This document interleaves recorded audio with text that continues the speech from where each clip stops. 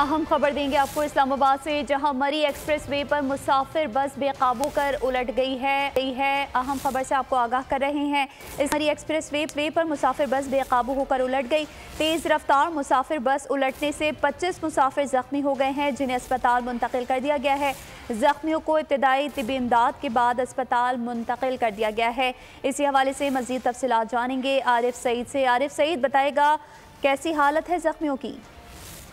जी बिल्कुल जी, पहले ये बता लूँ कि मरी एक्सप्रेस वे पर बुस्ताल मोड़ के करीब जो है वो मुसाफिर बस जो थी वो बेकाबू होकर उलट गई है, जिसके नतीजे में 25 अफराद जो है जख्मी हो गए हैं, जबकि गाड़ी में टोटल जो है 70 अफराद सवार थे। हादसा की इतला जो है मिलते ही रेस्क्यू 1112 मौका पर ही पहुंच गई और जख्मियों को इब्तदाई तिब्बी इमदाद देने के बाद करीबी अस्पतालों में मुंतकिल किया जा रहा है।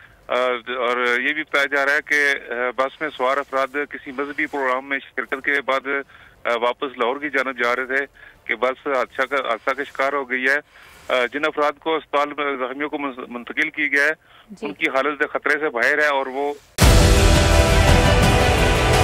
डिजिटल लोन स्कैम, आवाम को कर्जों के जाल में फंसाकर लूटने वाले भेड़िए बेनकाब। बोल की काविशें बाराबर साबित हो गईं। ऑनलाइन कर्ज माफिया के गिर्द घेरा तंग हो गया है।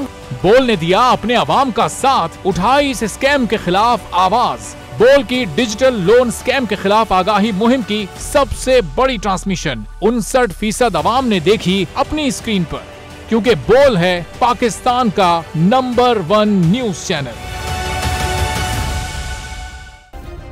सब्सक्राइब करें और बेल दबाएं ताकि कोई खबर रह न जाए।